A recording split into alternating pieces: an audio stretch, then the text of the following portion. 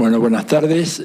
Muchas gracias a los amigos del IAEM por la invitación, a Daniel Kerfel, en especial, que fue el artífice, el arquitecto de toda esta iniciativa. Yo voy a hacer una presentación en donde me gustaría hablar sobre los cambios que ha habido en la doctrina estratégica de los Estados Unidos hacia América Latina y demostrar por qué estos cambios entrañan un peligro muy grande para nuestra región, ¿verdad? El punto de partida de esto va a ser primero una brevísima reflexión sobre los grandes cambios que experimentó el sistema internacional en los últimos 20 años. Un sistema internacional que, si uno toma la fecha hasta el año 1991, era caracterizado por todos los analistas como un sistema bipolar, un sistema internacional que se sostenía sobre la base del equilibrio entre dos superpotencias militares, la Unión Soviética, ¿verdad?, y los Estados Unidos. Ese sistema se desploma con el derrumbe de la Unión Soviética y da paso a un breve periodo de unipolarismo. Periodo que, sin embargo, para algunos importantes tanques de pensamiento de los Estados Unidos, como el famoso Nuevo Siglo Americano, la New American Century, ¿verdad?, implicaba ya un nuevo ordenamiento mundial que iba a perdurar casi eternamente. El unipolarismo había llegado para quedarse, la Unión Soviética se había disuelto, había estallado en 1000 pedazos, no había ningún polo de poder que pudiera contestar la hegemonía norteamericana y se pensaba que el unipolarismo, como decía recién, iba a durar para siempre. Sin embargo, 10 años después, sobre todo después de los atentados a las Torres Gemelas y al Pentágono, el mundo cambia rápidamente de fisonomía, ¿verdad? Y lo que tenemos hoy es un sistema ya claramente multipolar. O sea que en un plazo de 20 años, el sistema internacional pasó del bipolarismo al unipolarismo al multipolarismo. Quiero llamar la atención sobre este punto, porque cuando uno analiza la historia en larga proyección del sistema internacional, estos cambios a veces implicaban el movimiento de más de un siglo. Sin embargo, en 20 años se produjeron esas tres modificaciones fundamentales del sistema internacional. Y esto me parece que es importante para entender un poco la ansiedad, ¿no es cierto?, que existe en los planificadores estratégicos de los Estados Unidos acerca del mundo en que estamos viviendo. Y es por eso que voy a hacer una breve presentación, unas láminas, para ver un poco los grandes cambios que tuvieron lugar en el curso de lo que fue el apogeo de la hegemonía norteamericana. Apogeo que arranca con el fin de la Segunda Guerra Mundial, ¿no es cierto?, y que se extiende de manera indiscutida hasta comienzos de este siglo, en donde, como hemos visto en las exposiciones de Ernesto y de Pedro que me precedieron, se habla en los dos casos de un declive, de un declinar, de una decadencia, un debilitamiento muy claro de la hegemonía norteamericana, como vamos a ver a continuación. Entonces, arranquemos viendo, bueno, cómo era el mundo cuando aparece toda la problemática de los países en desarrollo, comienzan los procesos de descolonización. Este es el mundo visto desde el punto de vista del poderío económico. Lo que ustedes están viendo ahí es una representación, un mapa usando la metodología de Arno Peters para construcción de los mapas, si quieren después hablamos de eso, en donde el tamaño no tiene que ver con la superficie territorial, sino con el Producto Bruto de los distintos países.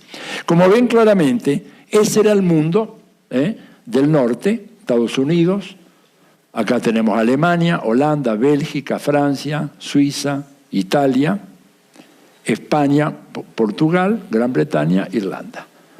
Y en el extremo, que se me cae del mapa, lo dejamos a Japón afuera, ahí se ve mejor. Ahí está Japón. El milagro de japonés el milagro europeo, el plan Marshall, y Estados Unidos como el eje indiscutido. Y esto que se ve acá arriba es la Unión Soviética. En términos de Producto Bruto, poco, pero una formidable capacidad militar. Acá estamos hablando del año 60. En el año 57, la Unión Soviética había conmovido el tablero político internacional, tomando la delantera en la carrera espacial. El lanzamiento del primer satélite artificial, después un satélite tripulado que provocó la desesperación en los Estados Unidos, que triunfador en la guerra se veía superado, ¿no es cierto?, en la carrera por la conquista del espacio. Pero como ven claramente, esto era el tercer mundo. América Latina, la parte más desarrollada, África, prácticamente reducido un poco a Egipto, Argelia, ¿no es cierto?, Marruecos, Sudáfrica, y acá tenemos la India y China, que por el volumen de población igual tenían un producto bruto comparativamente grande, pero el resto de Asia prácticamente desaparece y de África muy poco. Si vemos qué pasa con ese mismo escenario, ¿no es cierto?, en el año 1990, 30 años después, vemos ya un mundo cambiado. Un mundo cambiado. Si no se corta la conexión con Internet, lo vamos a ver completo el mundo. Si no, vamos a ver el norte nomás. ¿Tengo Internet? Tengo Internet. No está porque no está bajando esto. A ver. Siempre pasan estas cosas. Lo repito, vamos a ver, a ver. Ahí está. Ahí está. 1990. Ya, según lo que había dicho Pedro y Ernesto, ya estábamos en el medio de la contrarrevolución neoliberal. Ya Estados Unidos, Europa, por supuesto, siguen siendo los ejes. Japón, todavía disfrutando los últimos momentos de su expansión. Japón hace casi 20 años que no crece. Es una economía que está estancada hace casi 20 años. América Latina un poco mejor que antes. África no hay mayores cambios, ¿no es cierto? Un poquito lo de Sudáfrica sigue estando presente. China se nota que empieza a crecer, la India no mucho, ¿verdad? Pero de todas maneras, en el 90 seguíamos teniendo una Unión Soviética débil económicamente, una Europa muy poderosa económicamente, o sea, el corazón del capitalismo estaba en el Atlántico Norte. Y el tercer mundo seguía en una posición de extrema debilidad, ¿verdad? Si vamos ahora a la proyección de lo que se espera que sea el mundo en el 2015, ¿verdad? Y es una proyección bastante acertada. Ahí ya nos damos cuenta de que estamos en otro mundo. Y que el estratega de los Estados Unidos y del Pentágono, no por casualidad, lo que ellos están diciendo, ¿verdad? No lo dicen así abiertamente como lo digo yo. Vamos a ver si ahora tengo más suerte. Ahí va. Lo que están diciendo es que el rival a vencer es China. El rival a vencer es China. La OTAN, este acuerdo acá ya no tiene mayor importancia. Ahora, ¿qué es lo que está haciendo Obama? Tratando de controlar toda esta región de acá. Instalando bases militares en Australia, y acá tenemos, fíjense ustedes, China creciendo de una manera fenomenal. Para el 2015 el Producto Bruto chino va a ser superior al de Estados Unidos. India sigue creciendo mucho, pero no al ritmo de China. África prácticamente, el África subsahariana desaparece, inclusive la misma Sudáfrica deja de tener la presencia que tenía. Y América Latina, ¿no es cierto? Tenemos México, de todas maneras con un Estados Unidos muy grande, Europa, que se va reduciendo, ya no es lo que era en el 90, mucho menos. Acá tenemos Francia, Alemania, sigue siendo el eje fundamental, ¿verdad? Rusia ahora ya no es la Unión Soviética, la Federación Rusa mucho más débil. Acá tenemos Afganistán, Irán, etc. En general, lo que vemos es una un desplazamiento del centro de gravedad de la economía mundial hacia el oriente. Acá está Japón, Corea, Taiwán, ¿no es cierto? O sea, el núcleo más importante hoy de la economía mundial es ese. Y donde está el núcleo de la economía mundial, también está el núcleo de la problemática militar. Estados Unidos cambia, ya el enemigo no es Rusia, aunque molesta por la vinculación de Rusia con Venezuela, con Cuba, ¿verdad? El enemigo está acá. El enemigo está ahí. Y esto aparece en todos los textos recientes del Pentágono, de la CIA, todos los escenarios prospectivos a 25, 30 años plazo hablan del enfrentamiento con China. Ya vamos a ver por qué. Para terminar con esta primera parte, déjenme mostrarles algo que nos revela bueno, este es el mundo en función del tamaño del Producto Bruto. Vamos a ver ahora, si todo funciona bien, una animación sobre cómo es el mundo. A ver si esto aparece bien. Bueno, este es el mundo en función de las personas que ganan menos de $2 al día. Y se va cambiando. El grueso de los que ganan menos de $2 están en África. Vieron al principio África era mucho más grande, había mucho más gente. Ahora estamos viendo los que ganan hasta 10 a $20, y vemos cómo cambia el mapa.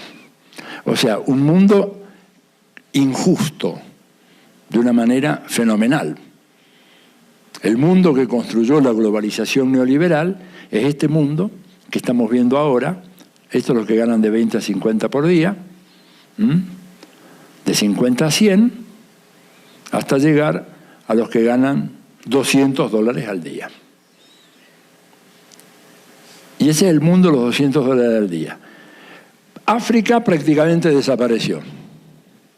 Por eso en algunas reuniones, mismo en el seno del Banco Mundial, he escuchado decir, ¿verdad?, que algunos economistas del banco se niegan a discutir las estrategias de desarrollo de África porque dicen África es un problema de la Cruz Roja, no es ya un problema económico. Y esto un poco lo está demostrando. Esto es lo que ellos quieren. La India misma, bueno, acá volvemos al cómo controlo esto yo. A ver, hay una función que dice no aumentar, sino reducir, rebobinar. Bueno, disculpen la torpeza, pero bueno, en todo caso, este es el mundo del 1 por día. ¿Se dan cuenta? Que es terrible. El 1 por día es India, es gran parte de China todavía. Se habla de China, cuando se habla de China como una gran potencia capitalista, se ignora este pequeño detalle, ¿no? Fíjense toda la gente que vive todavía con $1 por día. La India, Nigeria, etcétera, mismo acá en América Latina. Bueno, pero lo que iba diciendo es que es un mundo tremendamente injusto. Y un mundo, por lo tanto, propenso a tener toda clase de conflictos y en donde las hipótesis de guerra, en una África que se va achicando a medida que estamos viendo cuánta gente vive con más dinero por día, y vemos que prácticamente cuando llegamos a la cima de los $200, ese es el mundo del norte. Y América Latina también en ese punto sufre una transformación, por supuesto está mucho mejor que África, pero aún así está muy lejos de ser, cuando superamos las barreras de 50, etcétera, comenzamos a sufrir un proceso de encogimiento similar al que tienen los africanos. Bueno,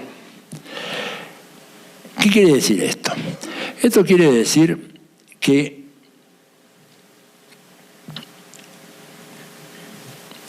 América Latina se enfrenta entonces ante ese mundo que, como dijo ayer mismo acá Ali Rodríguez, se enfrenta con una ventaja que a su vez es una desventaja.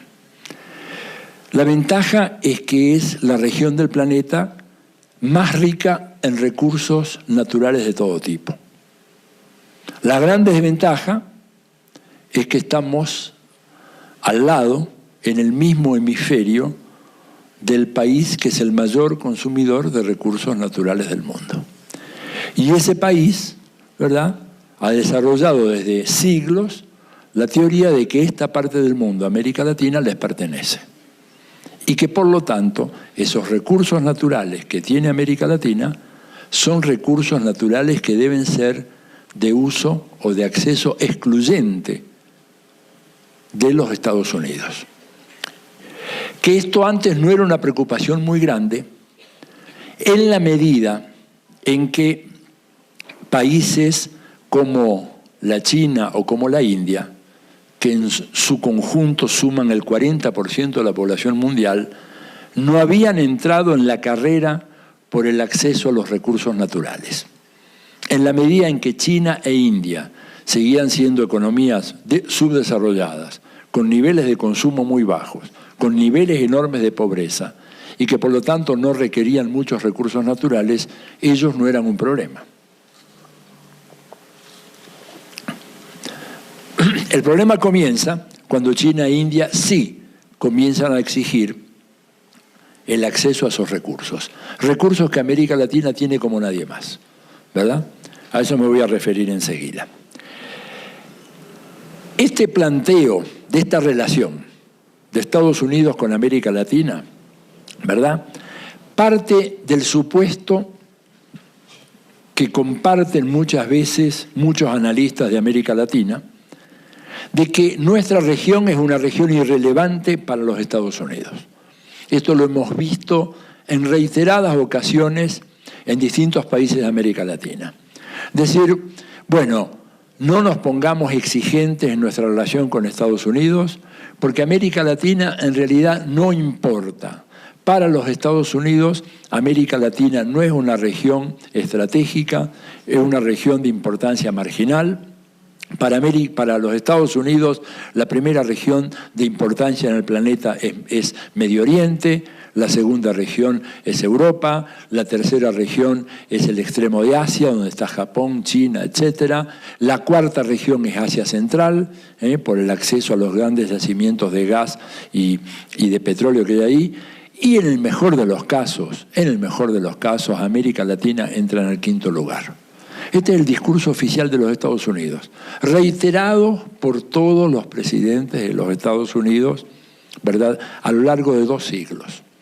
Y aceptados muchas veces sin discusión por los propios gobernantes de América Latina y mismo por los intelectuales de América Latina. Esto que denunciaba Pedro acá, la actitud crítica de intelectuales de izquierda acerca del Sucre, se reproduce también en el terreno de las relaciones internacionales con una actitud crítica de los intelectuales y de los expertos y especialistas, muchos de ellos de izquierda, en relación a planteos autonomistas o de autodeterminación nacional de los países de América Latina, en donde se nos dice, bueno, pero ¿a dónde quieren ir? ¿Hasta dónde quieren llegar? Si nosotros realmente somos irrelevantes y por lo tanto tenemos que procurar acomodarnos a las exigencias que plantea Estados Unidos.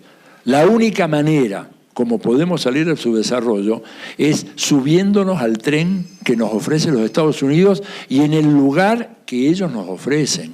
Tomaremos el asiento en el lugar que ellos nos ofrecen. Ahora, esta teoría está profundamente enraizada en las ciencias sociales de América Latina. Es notable la influencia que tiene esta teoría en los cursos de relaciones internacionales, en los debates, en las mesas redondas, en donde el pensamiento oficial de las ciencias sociales permanentemente plantea esa noción como una crítica oblicua a gobiernos como los de Ecuador, por ejemplo, que no renovó el permiso para el funcionamiento de la base de Manta, o que se niega a firmar un tratado de libre comercio con Estados Unidos, o países como Brasil, por ejemplo, que no están comprando aviones de combate ahora a Estados Unidos, parece que los van a comprar a Francia, generando este clima, ¿verdad?, de animosidad, diciendo, pero ¿cuál es esto? ¿Cuál es el sentido de esto? Esto es una locura. Si nosotros, la única manera de salir de su desarrollo es de la mano de Estados Unidos. Y a Estados Unidos, además, no le importamos. Pero acá vienen algunos datos muy interesantes que cuando uno los pone sobre la luz, nos damos cuenta de que ese argumento no importamos. Es un argumento falso. Primer elemento. Cuando uno se pregunta, ¿cuál fue la primera doctrina de política exterior que elaboró los Estados Unidos, una vez consolidado como república independiente del Imperio Británico? La primera doctrina que elabora Estados Unidos es sobre América Latina. Es la famosa doctrina Monroe del año 1823. Todavía no se había producido la batalla de Ayacucho, en 1824, que es el jalón final en el proceso de independencia de Sudamérica de la corona española, y ya un año antes Estados Unidos tenía una doctrina para esta parte del mundo, la doctrina Monroe. Alguien puede decir, bueno, pero elaboraron enseguida todas las otras doctrinas. No, la segunda doctrina que elabora Estados Unidos en materia de política exterior la elabora en 1918 el presidente Woodrow Wilson. Y tiene que ver con Europa, una Europa conmovida por la Revolución Rusa y por el desplome del Imperio Austrohúngaro, el desplome del zarismo y el desplome del Imperio Alemán y la devastación de la Primera Guerra Mundial. Y ahí viene Wilson con su teoría acerca de Europa, acerca del concierto de las naciones, la sociedad de las naciones, todo lo demás. Es decir, que entre la doctrina para América Latina y la doctrina para Europa pasa casi un siglo. ¿Habrá sido producto de la irrelevancia de la región? Que durante un siglo la única doctrina política exterior hubiera sido la doctrina Monroe. Es muy raro.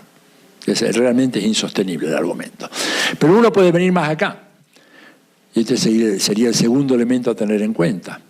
El segundo elemento a tener en cuenta es que cuando termina la Segunda Guerra Mundial, cuando se consolida el poder soviético, cuando se expande el poder soviético a Europa Oriental, uno podría pensar que el primer nuevo tratado militar que firmarían los Estados Unidos sería el Tratado del Atlántico Norte.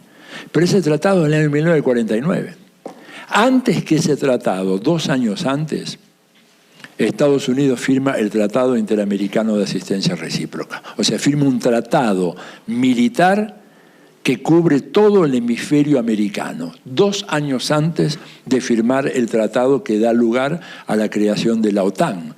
Es decir, estamos hablando entonces de una ratificación de la excepcional importancia que esta región tiene para los Estados Unidos, que siempre tuvo para los Estados Unidos, ¿verdad? Desde 1823 en adelante. ¿Por qué será? Esta es la tercera razón, lo que un poco decía yo al principio citando a Ali Rodríguez. O sea, las enormes riquezas que tiene América Latina, riquezas de toda índole que son fundamentales, ¿verdad?, para sostener no solamente la seguridad de los Estados Unidos, sino para sostener lo que se llama el modo americano de vida. América Latina y Sudamérica fundamentalmente es una región que tiene enormes depósitos de agua. La estimación es entre el 30 y el 35%, algunas estimaciones son inclusive mayores, tiene entre el 30 y 35% de las reservas de agua dulce del planeta Tierra. Esto sin contar la presencia del acuífero guaraní, que como creo que se dijo acá en estos días, el acuífero guaraní, que arranca al sur del Amazonas, llega hasta la triple frontera argentina, brasileña y paraguaya. Ese acuífero no es el más grande del mundo, según los cálculos es el segundo o el tercero, pero es el único que tiene capacidad infinita de reproducción del agua. El más grande es el acuífero siberiano, ¿verdad? Pero ese acuífero no tiene la capacidad de recarga que tiene el guaraní. Entonces América Latina tiene agua. Y ahí vayamos a ver a todos los estrategas norteamericanos diciendo que en la segunda mitad del siglo XXI las guerras van a ser ya no por el petróleo, que se va a ver acabado, sino por el agua. Y acá tenemos agua, en abundancia. Ahí hay un cálculo que hicieron. El río Amazonas arroja cada segundo al Océano Atlántico más agua que todo el río Támesis de Inglaterra. Digo esto para darnos una idea de la dimensión descomunal que tiene la sobreoferta de agua en esta parte del mundo, en América Latina. Tiene petróleo, ¿verdad? tiene petróleo.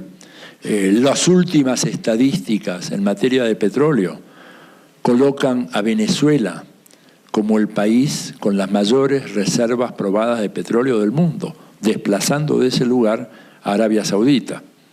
Este es un informe oficial de la OPEP, no es un informe del gobierno venezolano, es de la OPEP, ¿verdad? Y es un informe que calcula reservas probadas, no reservas estimadas, probables, etcétera. Pero resulta que en materia de reservas probadas, Venezuela hoy es el país con las mayores reservas de petróleo del mundo. En un mundo sediento de petróleo, porque ahora no solamente quiere Estados Unidos, quiere Europa Occidental, también lo quieren los chinos y también lo quieren los indios, el petróleo, ¿verdad? Y acá tenemos las mayores reservas del mundo en la faja del Orinoco, ¿no es cierto?, por ahí, y el último descubrimiento acá en el litoral paulista, el famoso yacimiento, gran yacimiento de petróleo submarino que tiene Brasil en la región del litoral paulista, el llamado Presal, ¿verdad? O sea que tenemos petróleo en abundancia, en un mundo en donde el petróleo hay que sacarlo de lugares cada vez más remotos y en circunstancias cada vez más difíciles. Entonces imagínense el petróleo que puede sacar Estados Unidos de Venezuela, ¿no es cierto?, de acá, llega navegando por este mar interior que es el Mar Caribe en menos de 4 días a Houston, que es el gran centro de recepción y redistribución del petróleo importado a los Estados Unidos. El que viene allá del Golfo tiene que hacer todo este trayecto, primero sortear los piratas somalíes que están por ahí en combinación con los bancos y los gobiernos. No vayan a creer que son unos negritos que están solo en una lanchita. Esto es toda una mafia organizada, gobiernos, bancos, piratas, donde hay bancos americanos involucrados en eso. O sea, tienen que sacar primero el petróleo de regiones como Irak, Kuwait, Arabia Saudita, hacerlos dar toda esta vuelta, ¿no es cierto?, hasta llegar a Houston. Demora 35 días ese barco. Un costo de flete mucho mayor, sacado de la región más explosiva e inestable del planeta, que es Medio Oriente. Entonces, la importancia de América Latina es enorme. Por el petróleo, ya dije por el agua, es por el gas, es por los minerales estratégicos, ¿verdad? Hay un estudio hecho hace muy poco en donde se concluye, ¿verdad?, un estudio lo hizo una profesora María José Rodríguez Rejas, en donde demuestra, ¿no es cierto?, que de los 10 países mineros más importantes del mundo, 6 son de Sudamérica. De los 10 más importantes del mundo, 6 son de Sudamérica. Perú, Chile, Brasil, Argentina, Bolivia y Venezuela, según este estudio.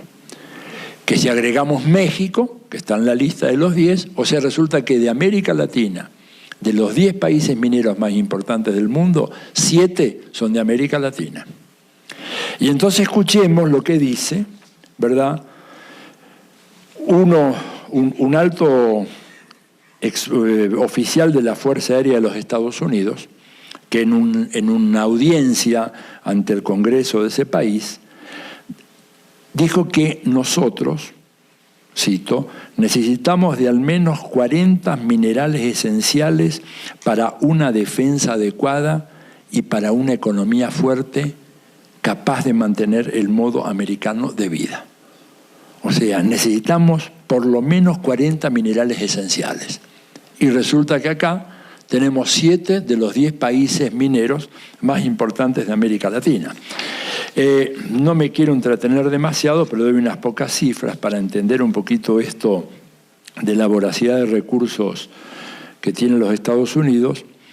Según el Mineral Information Institute de los Estados Unidos, cada americano que nace va a consumir a lo largo de su vida 260.000 litros de petróleo, va a consumir 2 millones de metros cúbicos de gas, 7.000 kilos de mineral de hierro, 250.000 kilos de carbón, 7.000 kilos de fosfatos y 450 kilos de cobre. Nada de esto tienen los Estados Unidos en su territorio. y nosotros tenemos en exceso. Entonces, cuando uno mira, incluso ya haciendo la sintonía más fina, cuando uno comprueba, por ejemplo, que el índice de dependencia de Estados Unidos en muchos de estos minerales es casi el 100%, porque no tienen nada, vemos otra razón por la cual América Latina es importante para ellos. No solamente la doctrina Monroe, no solamente el TIAR, no solamente el agua, el petróleo, el gas.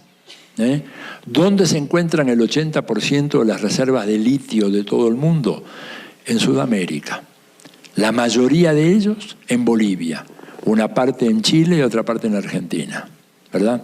¿Para qué sirve el litio? Para todo esto, para esta computadora, para el celular, para la cámara de fotos, para el proyector S, pero también ahora para las baterías de los autos. Todo el trabajo de la ingeniería electrónica para hacer los autos independientes de petróleo, hacerlos funcionar con electricidad, funcionan sobre la base de litio. El litio lo tiene en Bolivia, en gran medida, y en mucho menor medida Argentina y Chile. Y hay un poquito más en algunos países asiáticos. Estados Unidos no tiene litio, y es el mayor productor de computadoras y de todos estos productos de la microelectrónica. Y entonces los tenemos nosotros. Aparte de eso, tenemos todo el tema de la biodiversidad, ¿verdad? Muy importante, se calcula casi la mitad de la biodiversidad del planeta Tierra se concentra ahí en el corazón de Sudamérica, en toda la cuenca de la Amazonía y sus periferias hacia el sur, ¿verdad? Enorme capacidad de alimentación. Bueno, cuando miramos todo esto, es evidente que para Estados Unidos, América Latina es la región más importante del planeta. Y eso lo demuestra con hechos. El discurso es uno, pero la realidad es otra, ¿verdad? América Latina en los últimos 100 años ha tenido más de 200 intervenciones militares desestabilizando o derrocando gobiernos en la región. No hace eso producto de la irrelevancia de América Latina, sino producto de la extraordinaria relevancia que tiene la región. Si ustedes comparan, es un lindo tema para una disertación doctoral o de maestría, por ejemplo, países de África y países de América Latina, comparemos cuántos golpes de Estado orquestó Estados Unidos en África, que tiene 57 países, y cuántos en América Latina a lo largo del último siglo. ¿Por qué tantos más en América Latina que en África? Porque América Latina es la región más importante del mundo para ellos. Ellos pueden tolerar que haya un gobierno reformista, radical, hasta revolucionario en África. Lo van a procurar aislar, pero difícilmente que se metan. Pero bastó que una pequeña islita como Grenada, en el Caribe, en el año 83, pretendiese extender su pista de aterrizaje a los efectos de facilitar la llegada de aviones de gran calado para el turismo. Y aclaro, Grenada es un país que tiene 60.000 habitantes. Producto único de exportación de Grenada es la nuez moscada. O sea, no estamos hablando de un país que tiene un recurso estratégico extraordinario. Estamos hablando de un país muy pobre, prácticamente sin recursos.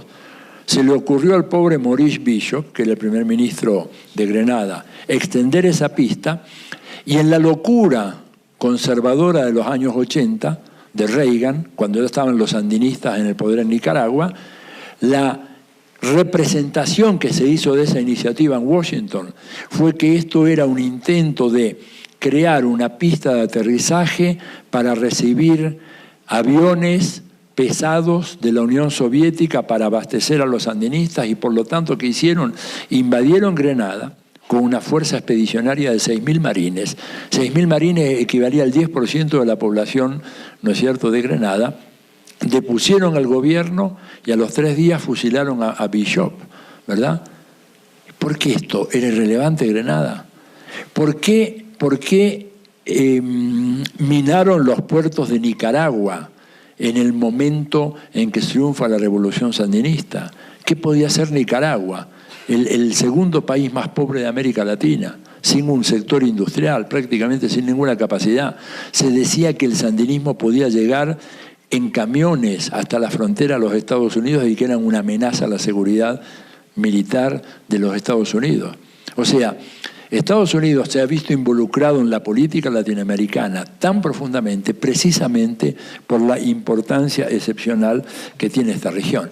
Y esto explica también, ¿verdad?, en el contexto actual, definido por esa carrera hacia el control de los recursos naturales, explica la militarización de la política exterior de Estados Unidos hacia América Latina.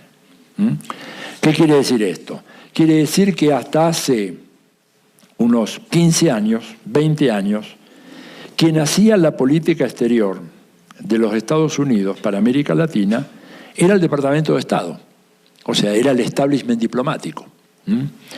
Pero si ustedes miran quién la hace desde hace unos 10 años, la política exterior la hace el Pentágono, no la hace más el Departamento de Estado. La política exterior la hace el Pentágono. Cuando uno hace una medición muy simple, mira cuál es el número de empleados civiles, ¿verdad?, que tiene el Pentágono, y concretamente el Comando Sur, estacionado en Miami, resulta que el Comando Sur, personal civil, no digo los militares, el personal civil del Comando Sur es superior al del personal civil de todas las demás agencias y secretarías del gobierno de los Estados Unidos que tengan que ver con América Latina. O sea que la gran mayoría de la gente que está mirando América Latina, monitoreando América Latina, elaborando diagnósticos, escenarios y propuestas para América Latina, más de la mitad se concentran en Miami, en el Comando Sur.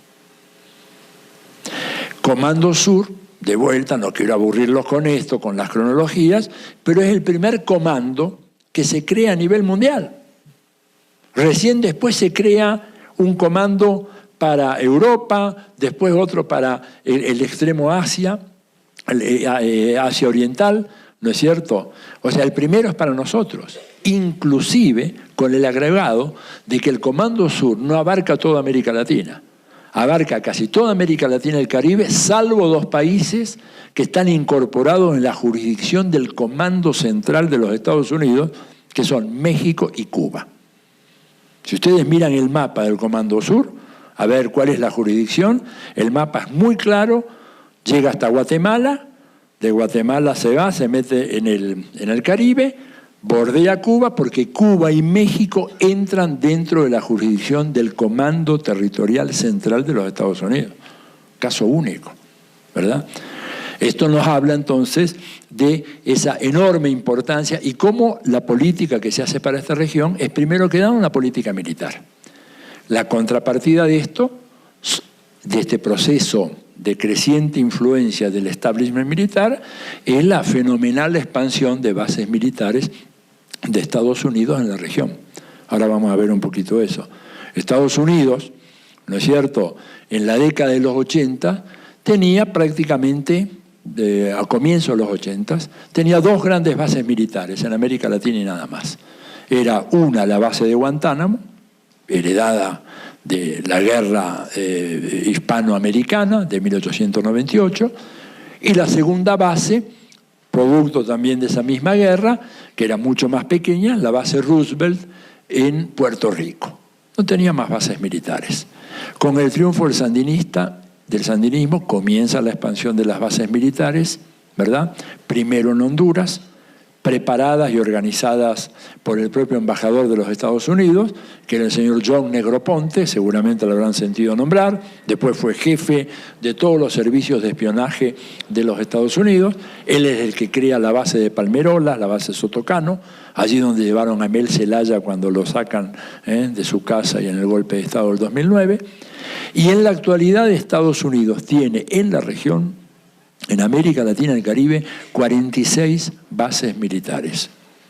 O sea, ha habido un crecimiento absolutamente desproporcionado, desorbitado, en la región más pacífica del planeta.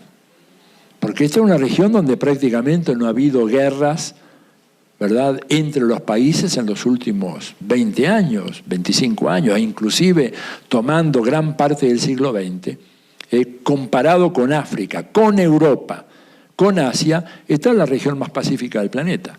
Sin embargo, estamos totalmente rodeados de bases militares. ¿Por qué? Bueno, déjenme ver brevemente. Acá en el mapa aparecen dónde están los recursos minerales más importantes de América Latina. Un poquito en México, Colombia, en Brasil y todo el cordón de la cordillera de los Andes. Este mapa lo elaboró el equipo de trabajo que dirige la profesora Ana Esther Cesenia en la UNAM. Está haciendo un nuevo mapa. Ese mapa no refleja la realidad de lo que es hoy en día el avance, por ejemplo, de la megaminería. Es un mapa en donde, por ejemplo, en Perú no está todo lo que está siendo objeto hoy en Cajamarca de grandes protestas. Ya recuerdan lo que pasó hace poco, 12 muertos, la represión oficial en contra de las comunidades campesinas que decían no a la megaminería en Cajamarca, en Conga, etcétera. En fin, eso. O sea que este mapa es una estimación conservadora, ¿verdad? Pues bueno, ahí tienen los minerales. Y acá tienen los ríos y los acuíferos. Acá toda la cuenca del Orinoco Amazonas, que se desprende después hacia acá, y los grandes ríos Uruguay, Paraná, que desembocan en el Plata, más el acuífero submarino, el acuífero Guaraní. Y allá hay otro acuífero, ese es el acuífero de Chiapas, que es más pequeñito, pero es muy importante, porque ya en Estados Unidos, que están con un problema muy grave de desertificación del sudoeste norteamericano, en donde hay 2 de las 5 ciudades más importantes de ese país. Ahí está Los Ángeles y ahí está San Diego. Y ahí se están quedando sin agua, porque el río Colorado se lo liquidaron, se lo acabaron. Hay informes de ecologistas norteamericanos que demuestran de que el río Colorado, que fue capaz de cavar ese enorme cañón, debido a la fuerza de esa corriente, ese río ya no llega al Pacífico. Se acaba, se transforma en un pequeño arroyo que se diluye en las arenas del desierto del suroeste mexicano. Y ya tienen ellos planes para ver de qué manera pueden alimentar con agua al sudoeste de los Estados Unidos, apropiándose del acuífero de Chiapas, ¿verdad? Y hay planes de factibilidad y estudios, y son cuestiones que en cualquier momento pueden aparecer. Bueno, ahí entonces tenemos los ríos, tenemos los minerales. Acá aparece petróleo y gas, ¿no es cierto?, en esta nueva petróleo y gas, sobre todo acá en Venezuela, petróleo en el sur de México, en la zona de Tabasco, ¿no es cierto?, del Golfo, de Yucatán. Que en realidad es un poco más abajo, es el presal de Brasil, y es la mayor reserva petrolífera del mundo, según la propia OPEP. Y finalmente, acá tenemos la biodiversidad. La ven muy bien, ahí esa región de por ahí, en torno al corazón de la cuenca amazónica. El mapa permite decir, bueno, veamos dónde están las bases militares. Y ahí es donde se pone linda la cosa. Las bases militares no están en cualquier parte. Están en toda la región donde están nuestras riquezas. Las bases militares están ahí. Y los ejercicios conjuntos se realizan en esa región. Y los ejercicios navales los hace la Cuarta Flota en toda esa región. Entonces yo les aseguro que no soy paranoico, no creo que hay nadie con un puñal acá a punto de clavarme una daga por la espalda. No tengo ningún rastro de la paranoia, pero es evidente que ante una situación como esta, uno tiene que estar muy preocupado, sumamente preocupado. Porque esas bases están puestas para ser utilizadas cuando llegue el momento oportuno. Pero por ahora están ahí esas bases. Por ahora están ahí, ¿verdad? Y van a ser utilizadas, vuelvo a decir, cuando llegue el momento oportuno. ¿Cuándo se moviliza, no es cierto? ¿Cuándo se moviliza la Cuarta Flota? En junio del 2008. ¿Qué pasa unas pocas semanas antes de la movilización? el presidente Luis Ignacio Lula da Silva hace el anuncio oficial del descubrimiento de grandes yacimientos petrolíferos en el litoral paulista. Y la cuarta flota, que ni siquiera se había movilizado cuando se produjo la crisis de los misiles, cuando la Unión Soviética había instalado misiles en Cuba y Estados Unidos, el presidente Kennedy, poco menos que lanza una guerra nuclear contra la Unión Soviética, bajo la amenaza de que si no sacaban esos misiles estacionados en Cuba, iban a una guerra termonuclear. Ni siquiera en ese momento la cuarta flota fue activada, se quedó en sus puertos. ¿Cuándo la sacan a recorrer el litoral de América Latina? La sacan 2 semanas después que el presidente Lula dice: hemos descubierto un enorme yacimiento petrolífero a 6.000 metros bajo el nivel del mar, en la zona llamada el Presal, y que se estima no solamente que harán de Brasil un país que ya tiene autoabastecimiento petrolero, sino un gran exportador mundial. Entonces estamos viendo un cuadro en donde estos recursos de América Latina son recursos que precipitan, ¿no es cierto?, que precipitan la voracidad del imperio. Un imperio muy vulnerable. Estados Unidos consume cada día unos 23 millones de barriles de petróleo. Tiene que importar 15 millones de barriles todos los días, ¿verdad? O sea, el abastecimiento que logra de México es declinante. México está perdiendo prácticamente sus reservas de petróleo debido a una superexplotación que se hizo de ellas, facilitándolo a los Estados Unidos. Con Canadá hay muchos problemas para lograr que siga ese flujo de petróleo, porque Canadá tiene que ir a sacar el petróleo cada vez en regiones protegidas por los códigos medioambientales en vigencia en ese país, y por lo tanto hay mucha resistencia. ¿Y qué hace entonces Estados Unidos? Bueno, trata de apoderarse o de posicionarse en América Latina para apoderarse de ese recurso que tenemos en gran cantidad nosotros. Esto, por lo tanto, plantea, digamos, este escenario en donde tenemos que cambiar inevitablemente las hipótesis de conflicto. América Latina siempre había hecho propias las hipótesis de conflicto de Estados Unidos. Esto nos decía Altiar. Hoy en día tenemos que tener otras hipótesis de conflicto completamente diferentes. Hipótesis de conflicto que tienen que ver, ¿no es cierto?, con esa carrera frenética hacia los recursos naturales que tiene nuestra región. Y ahí es donde comienza entonces toda esta nueva estrategia de los Estados Unidos. ¿Después de qué? Después de la gran derrota sufrida en el 2005, cuando el proyecto fundamental para los Estados Unidos para el siglo XXI, que era el ALCA, es derrotado en Mar del Plata. Ese proyecto es derrotado. Estados Unidos, pero no baja los brazos. El imperio no descansa nunca. No descansa nunca. De inmediato comenzaron las tratativas para ver de qué forma podían reemplazar ese ALCA que no fue por una colección de tratados de libre comercio, ¿verdad?, hecho sobre la base bilateral o sobre bases regionales.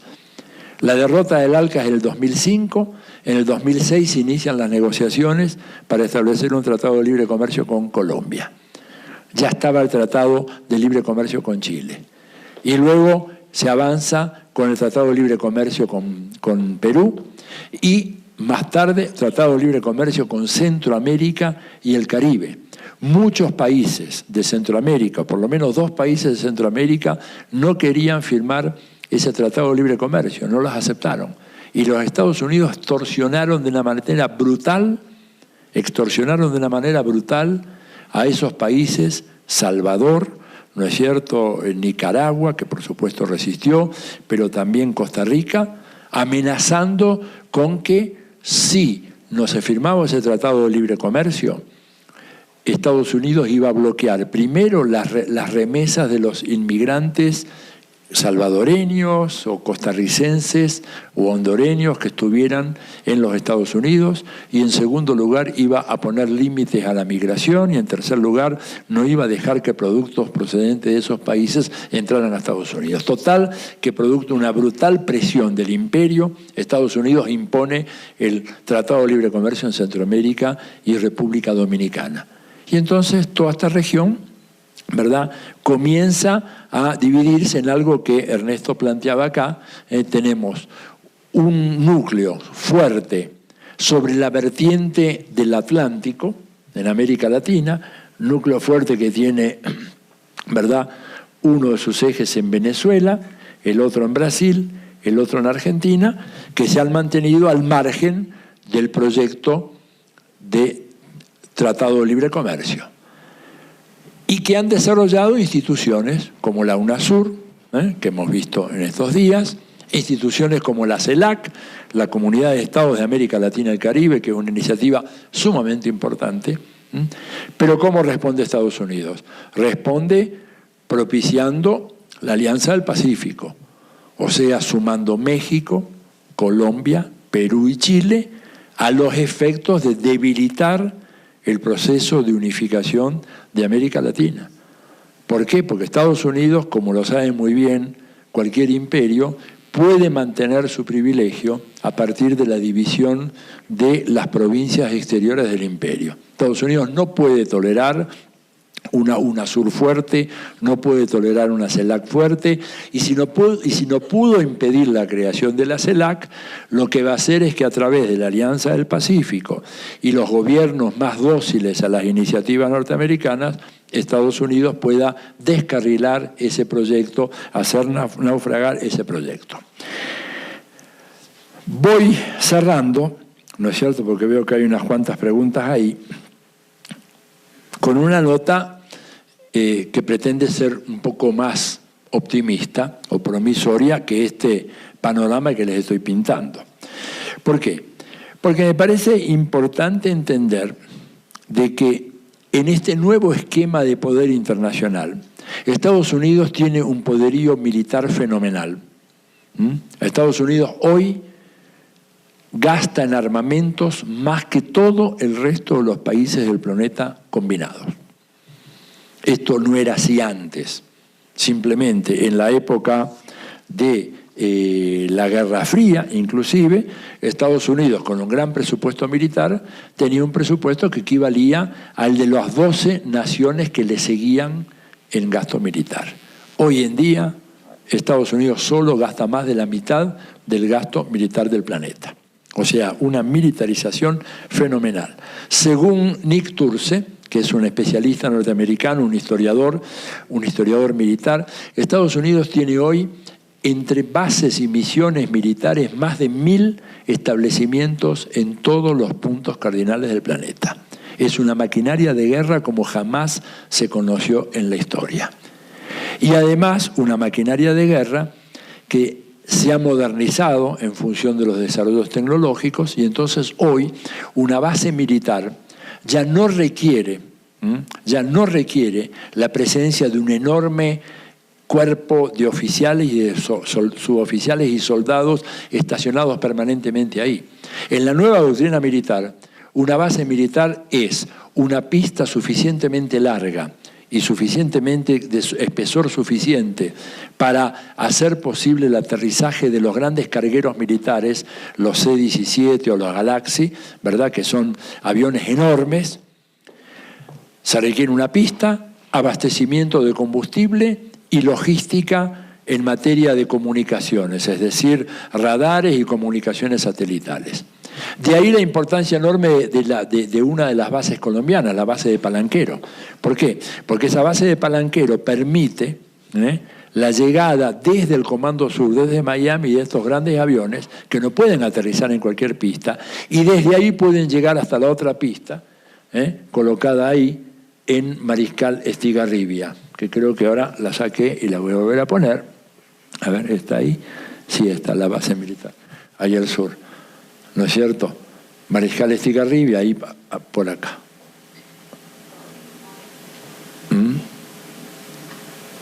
Sí, la pusieron más abajo. Bueno, pero en todo caso, puede llegar de Palanquero hasta acá y desde ahí controlar toda la Patagonia. Y aparte, Estados Unidos, por si fuera poco, tiene dos bases más. Una acá, en las Malvinas, acceso a la Antártida, continente con recursos fenomenales, por ahora inexplorados, pero en un momento de desesperación van a ir a buscar petróleo, gas, lo que sea, en la Antártida. Segundo, Malvinas controlando el paso bioceánico. Si acá se arma un grave problema en el Canal de Panamá, por distintas razones, la única manera es dando la vuelta por acá. Estados Unidos tiene esa base ahí. Es una base de la OTAN, pero como dice el New York Times, quien dice la OTAN dice Estados Unidos. El músculo y los nervios, según el New York Times, es una expresión textual del diario. El músculo y los nervios de la OTAN son las Fuerzas Armadas de los Estados Unidos. Y aparte, Estados Unidos tiene por acá la base de la isla Ascensión, que no figura en el mapa. Entonces ustedes imagínense que Estados Unidos no solamente tiene todas estas bases acá, sino que además cierra este círculo así. En realidad es un rombo, ¿no es cierto? Y tiene toda la región controlada. Para Brasil, la base esta de Ascensión es terrible porque está apenas a 4 días de navegación de un crucero desde Ascensión hasta el puerto de Natal, en Brasil. Y desde acá abajo Estados Unidos puede controlar también lo que pasa en esta zona petrolera de Brasil. Eso explica el entusiasmo con el que Brasil ha adherido a la causa de las Malvinas. Aparte de la tradicional hermandad brasileño-argentina, todo el mundo reconocida, aparte de eso por interés propio, porque Itamaraty se quedó dormido. Itamaraty se durmió cuando Estados Unidos, con gran habilidad, entretuvo a la Cancillería brasileña prometiéndole un asiento permanente en el Consejo de Seguridad de las Naciones Unidas, que era un cuento para niños, ¿verdad? O sea, entraba a Brasil con un asiento permanente y se quedaba fuera Japón, se quedaba fuera Alemania, se quedaba fuera Indonesia, se quedaba fuera la India, se quedaba fuera México. Era un argumento absolutamente inverosímil. Sin embargo, entretuvo a la Cancillería brasileña durante más de 10 años. Y mientras tanto, pacientemente, Estados Unidos empezó a rodear toda esta región. Porque el objetivo fundamental de las bases que hay en Colombia, el objetivo fundamental no es Chávez. Es el objetivo táctico inmediato. El objetivo fundamental es esto de acá. Es la riqueza, ¿no es cierto?, de la Amazonía. Y mientras la Cancillería brasileña se entretenía en todo aquello, le iban llenando de bases, incluyendo ahí esta base que es de los franceses cedida a los Estados Unidos. O sea que está todo Brasil rodeado, por acá, por todas estas bases de aquí, las que le dieron los peruanos, las que hay en Paraguay, y encima Ascensión, y la que Sarkozy le cedió a Obama. De manera que es un escenario complicado. De todas maneras, ese poderío de Estados Unidos no es incontrastable. Hay cosas que todavía hoy se pueden hacer. Hubiera sido impensable hace 20 años que se hubiera producido en pleno Mar Caribe un ejercicio conjunto entre la Armada rusa y la Armada venezolana. Y Estados Unidos no pudo impedirlo. Y no pudo impedirlo porque simplemente una de las cuestiones que se habló acá en la mesa anterior, Estados Unidos es el deudor número 1 del planeta. Y depende que aquellos que le compran sus bonos quieran mantener los bonos, esos papelitos verdes o amarillos que decía Pedro Páez recién. Y Rusia resulta que tiene muchos de esos papelitos verdes.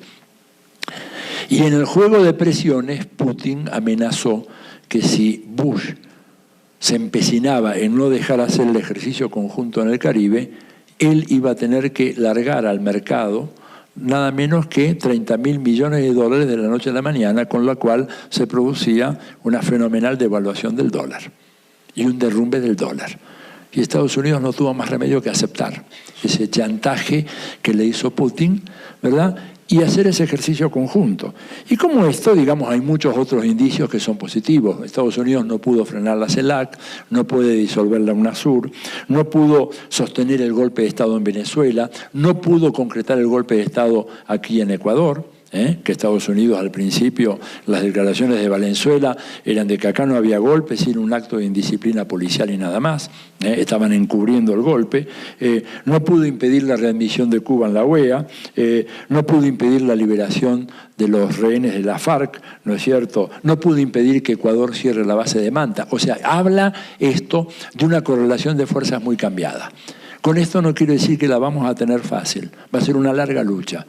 Pero creo que si los países de América Latina logran hacer realidad ese proyecto de unidad, por último en defensa propia, cuando inclusive algunos gobiernos conservadores se den cuenta de que ellos también van a caer y que ellos también van a ser vapuleados y que ellos también, por más lealtad que le presten a Estados Unidos no les va a perdonar la vida.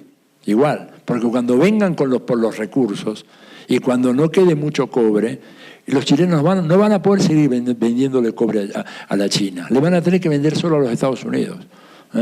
Y el petróleo no se lo vamos a poder vender a los chinos, sino que se lo vamos a tener que dar a los Estados Unidos. Y si no se los damos, como decía Martí, lo van a arrebatar por la fuerza. Si no se los damos por las buenas, por la vía, entre comillas, comercial, lo van a arrebatar por la fuerza. Lo único que nos puede salvar es la unidad. Y eso explica por qué aún algunos gobiernos conservadores de la región son muy cautelosos en relación a proyectos como la UNASUR y la CELAC. No les convence, pero también hay un reflejo de autodefensa que les hace dudar seriamente de la conveniencia de situarse como peones incondicionales del imperio, porque pueden ellos también pagar un precio muy caro. Y hay un antecedente histórico, y con esto termino. Colombia perdió Panamá a manos de los Estados Unidos. Y perdió Panamá con un gobierno finalmente muy proamericano, ¿verdad? Y yo creo que eso, el robo de Panamá, que era parte de Colombia, está presente no solo en la cabeza de Santos, sino de muchos otros dirigentes conservadores de América Latina que comienzan a asustarse sobre lo que les puede deparar la política del imperio cuando la carrera hacia los recursos naturales deje de lado las formalidades diplomáticas y se transforme en una pelea feroz. Tal vez algunos de ustedes hayan visto aquella película Blade Runner, no recuerdo cuál es la traducción al español, en donde es un mundo en donde se acababa el petróleo y la disputa, se mataba a la gente por una garrafa nomás de petróleo. Bueno, ese es el mundo de adelante, es el mundo que visionan los americanos. ¿Por qué la doctrina de la guerra infinita? ¿Quién la bautizó? ¿La bautizó algún dirigente de extrema izquierda, algún intelectual de izquierda por ahí? No, son ellos mismos los que dijeron guerra infinita.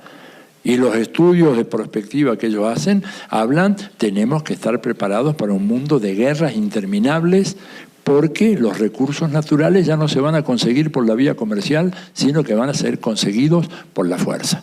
Bueno, dejo acá y gracias por la atención y creo que hay un montón de preguntas, así que bueno.